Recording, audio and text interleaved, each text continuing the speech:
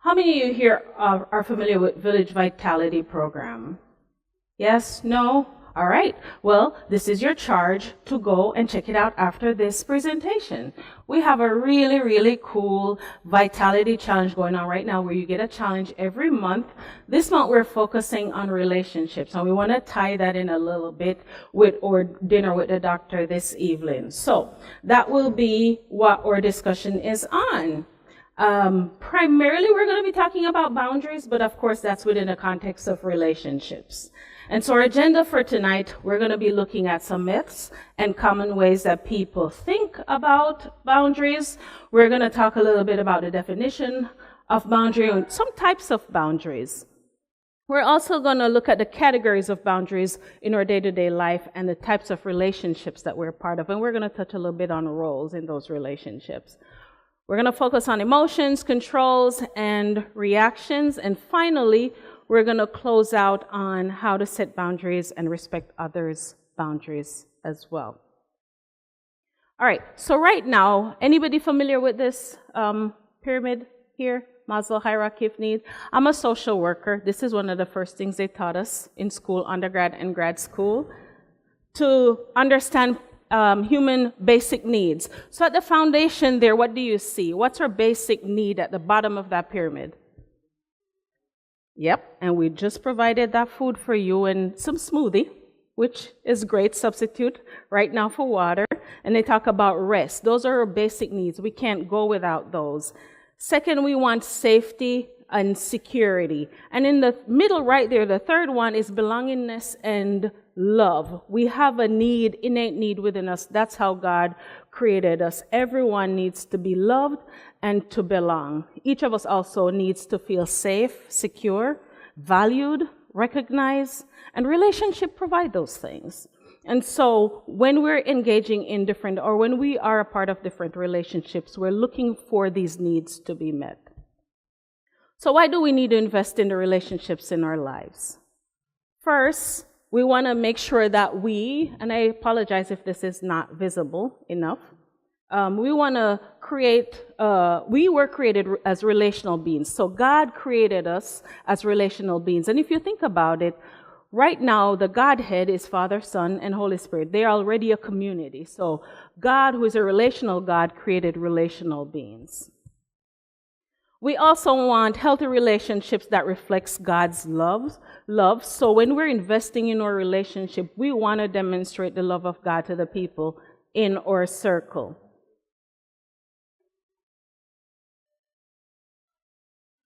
The way we treat others is a direct reflection of our relationship with God. So if you think about the people in your circle and how you interact with them, what kind of relationship you have with them directly reflects the relationship that you have with the God that you're serving. So healthy, loving relationship becomes a witness to the world. Next, we want to invest in relationships because they help us grow. A lot of us who are in healthy relationships help us to learn patience, forgiveness, selflessness. A lot of times, especially if we have children, we learn to be self-sacrificing and selfless. Also, we receive some correction, right, from some of these relationships. Encouragement and accountability. We discover how to love like Christ in these relationships. Next, relationships that impact our well-being. They're trying to fix the lighting so we can see the PowerPoint a little bit better. Okay, so impact our well-being. Healthy relationships, again, they reduce stress, they improve our mental health and physical health as well. They increase our resilience during really difficult time. A lot of us wouldn't have made it through some of the difficult times of our life if we weren't in healthy relationships. So whether it's friends or a community like your church or your family members, these relationships can help to build your resilience.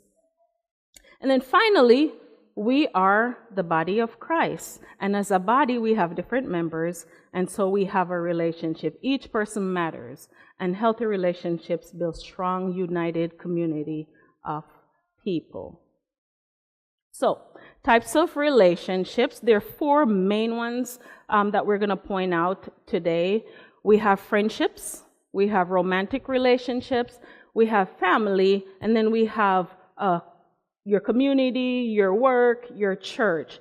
And all of these relationships have different expectations and requirements, right? Foundation of any relationship is trust. Any relationship that you're a part of, if it's a healthy relationship, the foundation is trust. You have to trust the individual. And if you think about your relationship with God, what He's calling you to is a faithfulness, which another word for faith is trust or believe, to trust in Him. Once you've learned to trust God and realize that He's reliable and dependable, that will enhance your relationship with Him. And it's the same thing with all the other individuals in your life, that you want to make sure there's a foundation of trust. And then some uniqueness to each one of those. So like your romantic relationship, you want to have respect in those and good communication, purity. For your friends, you want support. And again, you want that trust and honesty. For family, sometimes you may need forgiveness, and you want them to express their love in different ways. And for your church or work or even your community, you want there to be some level of accountability or unity and grace. So, what makes a relationship healthy? Tell me, what are some traits that you want in your relationships to make them healthy? Respect. What else? Give and take. Yep. Love. Absolutely. So some that I have here on the screen, and we could put a lot more on there.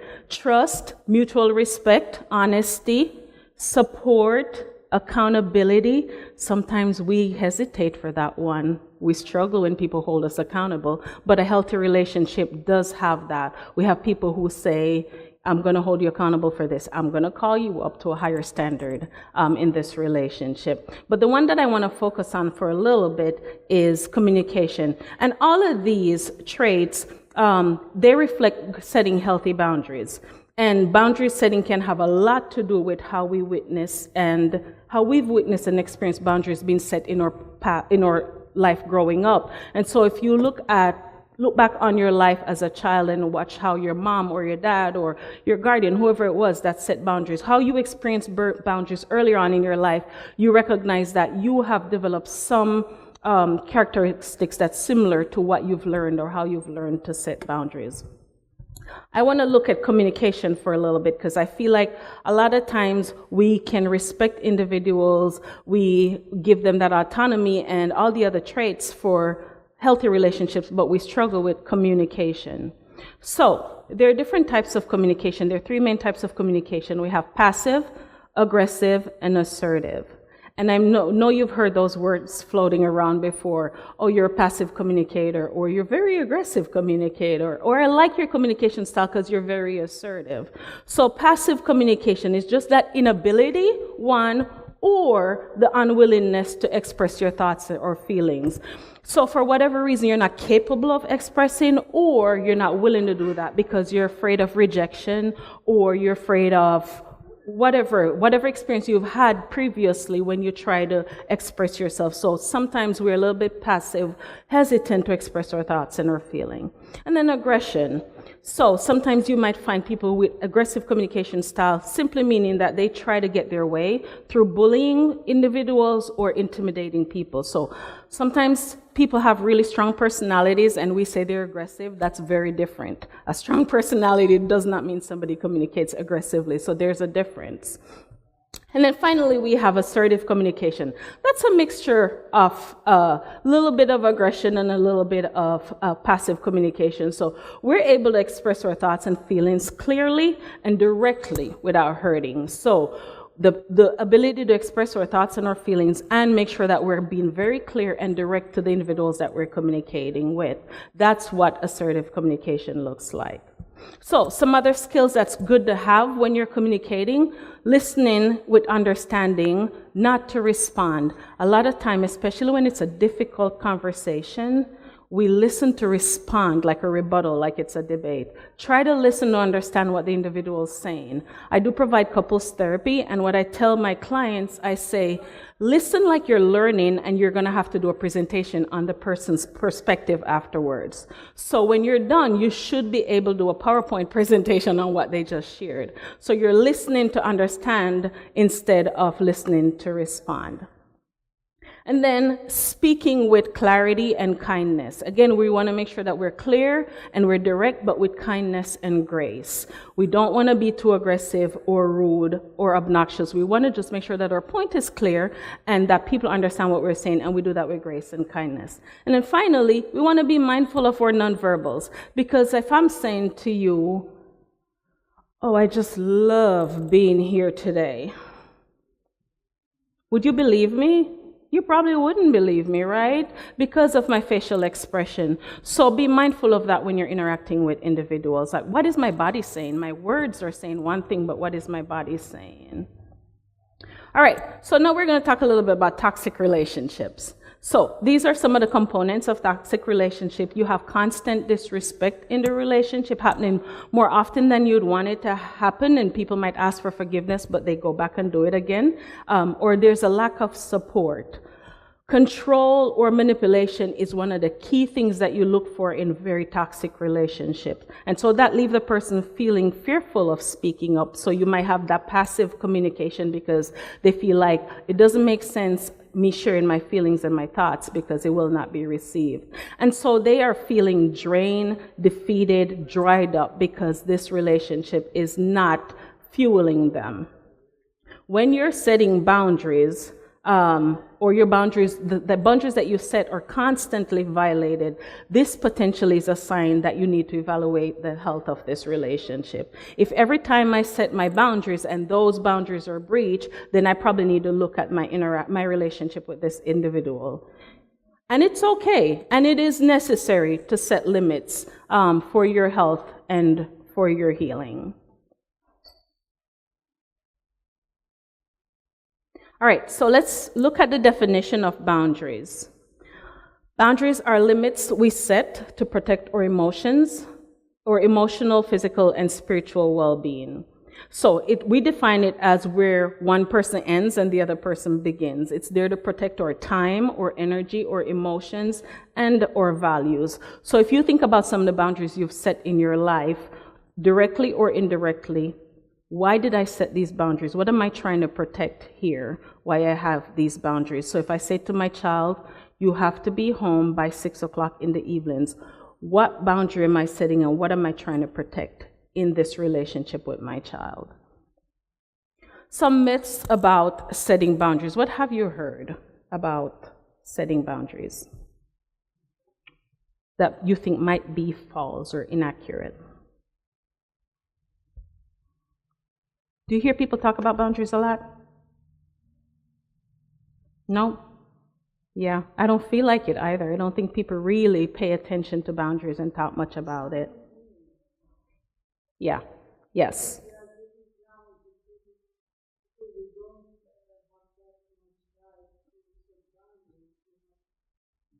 Yes.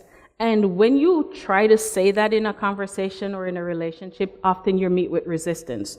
What do you mean you need to set some boundaries? Like, people get defensive instantly when they hear that.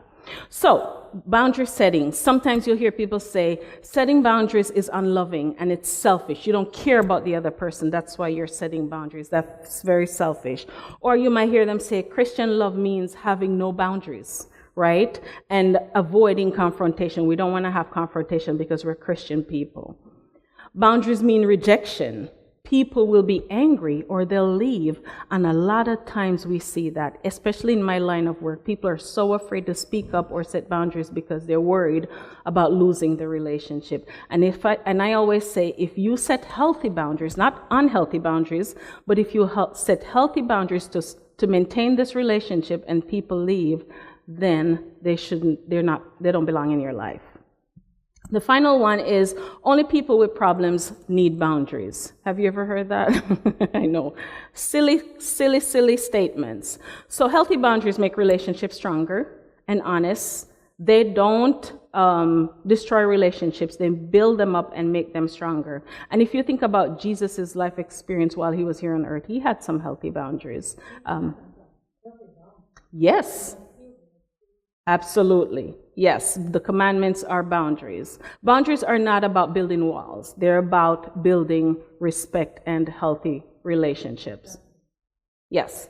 So we're going to talk about common ways people think of boundaries. So in your day-to-day life, people will say, my boundary is learning to say no without feeling guilty about saying no. I want to speak up when something feels wrong. That's me setting healthy boundaries. And then again, we're thinking about what values am I trying to encourage here when I'm setting some of these boundaries? Taking time for yourself for self-care, that is setting boundary, and that's okay. Pausing and just setting time aside to take care of yourself, that is healthy boundary. Not taking responsibility for other people's emotions. Now, if we insult somebody, that's okay to apologize once we recognize that, but not taking ownership or control of people's emotion, because everybody's in control of their own emotion. And then finally, what's okay and what's not. That's what people think about when they're thinking about boundaries. All right, so there are types of boundaries. There's a physical boundary, of course, space and distance between you and someone. Sometimes you have an experience with someone and you say, I need to just stay away from you for a little bit until I figure this out. Emotional boundaries, where you're protecting your emotional well-being. So you make me really angry every time you do this, and so I'm going to stay away from you for a little bit. I will not have a conversation with you until we're able to figure this out and manage it. Mental boundaries, your beliefs and your values are what you're protecting. Time, how you use your time, setting boundaries. I am not capable of doing this right now. I don't have the capacity to invest in this with you right now. Sorry about that. And so you're setting boundaries with your time. And then material possessions, material would be like your possessions, and then spiritual, your beliefs and your values. We may have different boundaries in different seasons of our lives, right? For example, emotional boundaries mean not internalizing someone's feeling at this time, and so we might need to set emotional boundaries in this instant or this circumstance. So think about boundaries like fences and not a wall. We're trying to make sure that we have a gate with that fence. We're letting people in and potentially keeping some people out. It helps us define what is ours and what is not. And when you think about emotions, you can think about boundaries like fences or a property line, where it indicates what's your responsibility and what you own. It's also like traffic signs. And somebody talked about guardrail earlier, or like a guardrail, where you know that it's there for safety and order. We talk about stop, yield, go. That's what your boundaries help with. If I'm going a little bit too fast, let me know. I just don't want to keep you past your time here. So there are categories of boundaries, the same way there's categories of communication. So we talked earlier that there's passive, aggressive, and assertive communication. So with boundaries, we have rigid boundaries, porous boundary, or fluid, and then healthy or flexible boundaries. What do you think rigid boundaries look like?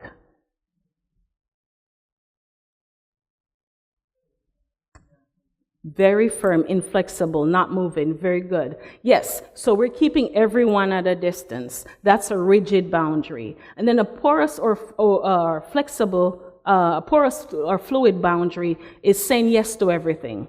We are the people pleasers in this, and it's really, really hard for us to say no. That's the porous boundary. And then the healthy or flexible boundary have a nice little balance of both, right? Depending on the need and what we are capable of offering. So there's a balance, openness, and protection, but there's some assertiveness and not really aggression.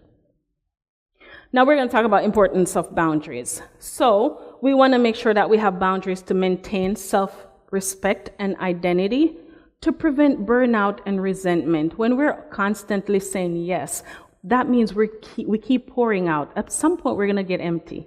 And when we get empty, that's when we're burnt out and we start having resentment, whether it's for work, church life, personal relationship, family life. we will start having resentment because we're spent. We don't have anything else to give. And then fostering healthy, God-honoring relationships, improving our communication and our trust. These make boundaries important in our life. I have the right to ask for what I want. They can say no, but I can ask. I have the right to say no. It is my right to say no if I'm not capable of doing this, if I don't have the capacity to offer this. I have the right to change my mind without making an excuse. I don't feel like doing it anymore. That's okay. You can say that. I have the right to make mistakes and to be responsible for them. We don't do that often enough to give ourselves permission to make mistakes. It's okay to make mistakes, and we take ownership of it. And we recognize this is a learning experience that teaches me what to do differently next time. And I have the right to expect honesty from other people. So some things that boundaries are not, they're not a punishment. So if people are interpreting your boundaries as a punishment, you want to make that clear. I'm not trying to punish you. I'm trying to protect myself or take care of myself and or relationship that we're a part of. I'm not trying to control you. I'm not trying to be selfish. It's not unloving, mean, or rude. It's just mean that right now we need some structure. We need some guardrails in this relationship to make it work, to make it healthy. Boundaries are about taking responsibility for ourselves and not managing other people. So this is about me and what my needs are right now and how I can be accessible in this relationship. And then healthy boundaries is always communicated in kindness, and we want to be consistent when we're communicating and make sure that we're being respectful, honest when we're saying no. And sometimes people will see that as rejection, and we can choose to expound or clarify that or not. All right, I want to show you an emotion wheel. Like I said, I'm a social worker. And so you're going to get some element of that in this presentation.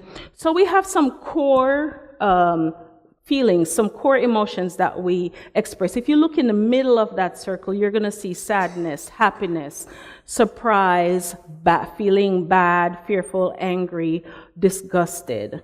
Those are some of the core feelings, and people grab those really quickly when they're experiencing emotions.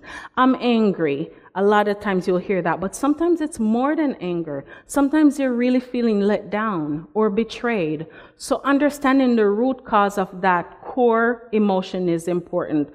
You're angry, but why are you angry? Are you angry because you're frustrated?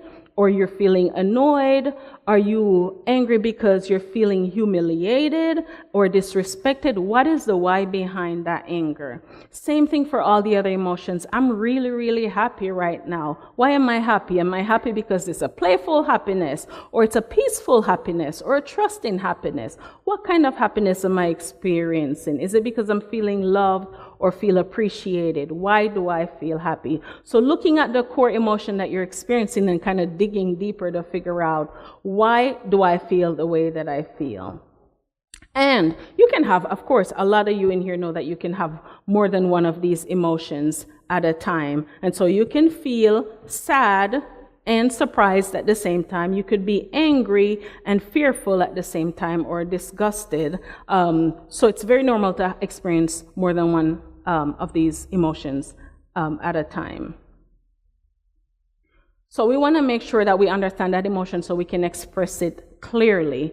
And if we don't know how we feel or why we feel the way we feel, how are we going to expect other people to really figure that out? We have to recognize how we're feeling, what we're feeling, and be able to express that so people have a clear understanding of what we're experiencing. And then I want us to think about, I have control over my emotions. What else is in my control? So we have a theory we call the locus of control. We have internal locus of control and then external locus of control. And if you look on the screen, internal is saying, look what I can do. It's more internal. It's focused on you. I can determine my own future.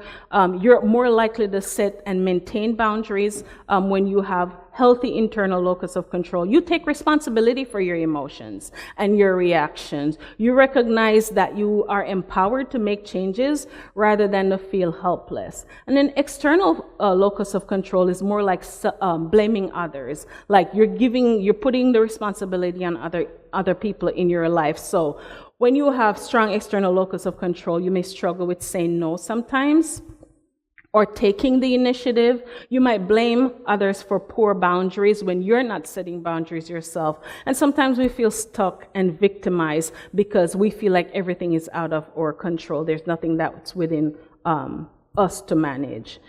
You can't control other people. So I want you to remember that what you have control over right now is yourself. As much as we would really love to be able to control other people and control their emotions and their reaction, we have no power to do that. And some of the bad choices, I got to put that in there, some of the bad choices that people make, we wish we could control that and stop it, but we can't. What we have control over is our choices, or words, or reaction. And so we want to shift from external to internal control. That can help us gain spiritual maturity and emotional strength. You know, God doesn't ask us to control everything. He just asks us to be faithful with what's in our hand and what He has given us control over. Then the final diagram that I want you to look at is this is a theory from what we call dialectic behavioral therapy. It's talking about the wise mind. And so when we recognize our emotions and what's in our control, then we have to make a decision. How do we go about making that decision? So there's two components usually when we're triggered or we're responding to something. There is the emotional mind, right, or the rational or the reasonable mind. So in the rational or the reasonable mind, we're looking at logics, we're looking at the facts that we have, and we're using that to make solely to make our decisions. And then we have the emotional mind. What was I feeling? You hurt me really badly, and because I'm really hurt, that's what's driving my decision. We don't want to end up in the two extremes. We don't want to get in only in the rational or the reasonable mind, or only in the emotional mind. We want to have a healthy balance of the wise mind, where we're taking into consideration our emotions and the facts that we have and the truths that we have, and we put those together to make a decision. So with the emotional mind, you might want to stop and ask yourself, what went through my mind when I had this experience? What disturbed me? What is it that is making me feel this way? Or what am I reacting to right now? What is the strong emotion that I'm feeling, and why do I feel the way that I feel? What would be more reasonable for me? What am I thinking right now? What should I do in this moment? What advice would I give a friend if they were having similar experiences right now? Once you stop and think about those, then you come together and you ask some follow-up questions to kind of help you come to a decision. What's the bigger picture? So I'm feeling a certain way, they've expressed certain things. Is there a bigger picture that I need to focus on? What will be the consequence of my reaction? And a lot of us, if we stop to think about the consequences, we probably will hesitate with the words that we use and the behaviors that we exhibit. So what are the consequences, long-term and short-term consequences? What is going to be the best response to this situation? Best for me, best for the people that's involved, and best for the whole situation on a whole?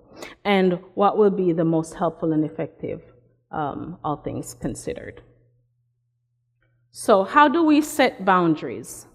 First, we want to identify what our limits are. I talk about capacity a lot. Am I capable of offering this? How will this interfere with my values and my beliefs if I say yes to this? Make sure that you're being clear and direct when you're communicating with the individuals in your life. Clear is kind is one of our social workers' motto, Brené Brown. She always talks about being clear is being kind. Always make sure that you're clear and direct when you're communicating, because if there's any room for assumption, people usually want to grab onto that. Remain consistent. So if I'm saying no today to this, I will say no to it again tomorrow. You're not going to keep asking and eventually I say yes. And kids are really good at that. I know I make a lot of kids reference. They keep asking until eventually you cave and say yes. Especially the terrible two. But why? But why? And they keep asking you until you cave. Use I statements. Instead of saying, you always do this. And that people feel targeted and attacked, and instantly their defense go up when they hear like you're criticizing them, you're like a critic. Instead of saying something like that, you may say, I feel this way when. Instead of saying, you always do this, I feel this way when. So use I statements so it's coming from how you're feeling, not what you're assuming about them and their method. Stay calm and respectful. Sometimes that can be really difficult when we're experiencing strong emotions, but we do our best to regulate. Remember that we have control over that. We have control over emotions, so we do our best to regulate our emotions, stay calm and respectful. And then we prepare for resistance. Sometimes people feel strongly about what they're wanting or feel strongly about the boundaries that we're setting. So you are preparing yourself to have a conversation about that resistance, or to say, right now, I don't have to explain myself. This is the boundary I'm setting for my life. And unfortunately, I'm not able to do this. And then keep practicing. Sometimes we fail the first time we try or the second time we try. Just keep going at it. And eventually will become like a reflex for you to be able to set healthy boundaries. So a lot about your boundaries, talking about respecting other boundaries, because there are people in your life who are setting boundaries as well. So you want to make sure that you're listening without defensiveness. Again, you want them to do the same thing, so you should be able to offer the same thing to them. Don't push or guilt trip anybody. Like, man, I really wish you could do this. I can't believe you're not doing it. And you know how much I really want you to do this thing for me. So don't guilt trip anybody. And then ask before assuming. Clarify. What I'm hearing you say is this. Is that accurate? And give them the opportunity to tell you if you're right or wrong. And then accept their no's with grace, because sometimes we don't know the whole story. We don't know the big picture. And somebody might seem like they're capable of saying yes, but they really can't say yes in that moment. So you're going to accept their grace without judgment, accept their no's without judgment. How many of you have heard the analogy about relationship bank account? Yes? Okay. So the idea is that if all of us have bank accounts within the relationships that we're a part of, right? And we make deposits every day and we make withdrawals sometimes. The quality of the relationship will depend on how many deposits we make and how many withdrawals we make. So if you think about a marital relationship, spending that quality time, calling and checking in, texting, all of those are deposits that you're putting in. If you come home and you had a really tough day and you were grumpy and your wife said, "How was your day, honey?" and you said, "I don't want to talk about it." That's a withdrawal. But because you've made so many deposits in that account, it didn't deplete it, right? You're not in the negative because you're already making a lot of deposits. So I wanted to start thinking about the relationships, not just marital relationships, but child-parent relationship, any kind of familial relationship, or even work relationships. What deposits am I making, and how often am I making deposits in these relationships? And am I making too much withdrawals? Am I going to deplete my account and get it in the red?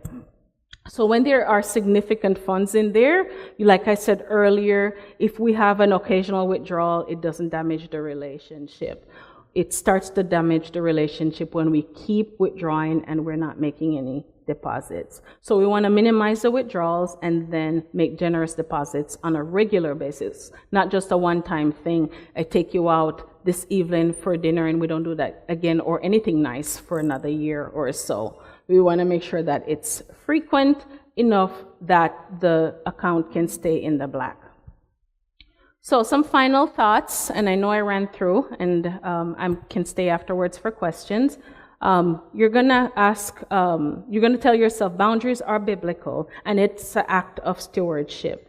Jesus modeled healthy boundaries, and boundaries help with growth, and it takes time and grace. So ask yourself these questions. What relationships in my life require more deposits right now? A good self-evaluation. Where do I need stronger boundaries? Is it in my work life, my community life, my marital life, my relationship with my children or extended family? Are they depleting me, or are they making deposits? Have I been honoring others boundary. So people who've expressed boundaries in our relationship, am I respecting and honoring them? And just remember, and asking God to help us love well with grace and wisdom. Thank you. We will wrap up with closing prayer for online viewers and those who are here, and then I will stay back if you have questions or you want to talk a little bit further. So let's pray. Father in heaven, we thank you for the good food that we enjoyed, the demonstration from Beth, teaching us to prepare healthy, whole options to enrich our body and help us to grow and have clear minds so that we can hear you speak to us. And Lord, I want to thank you for the time we spent talking about relationships and boundaries. All of us are part of relationships, and sometimes it's really difficult to identify and set boundaries. And I pray that you will give us the wisdom and the discernment to do this, and that the people in our lives will be receptive and learn also to set their own healthy boundaries. We thank you for this time and for this experience that we have to fellowship with each other. In Jesus' name, amen.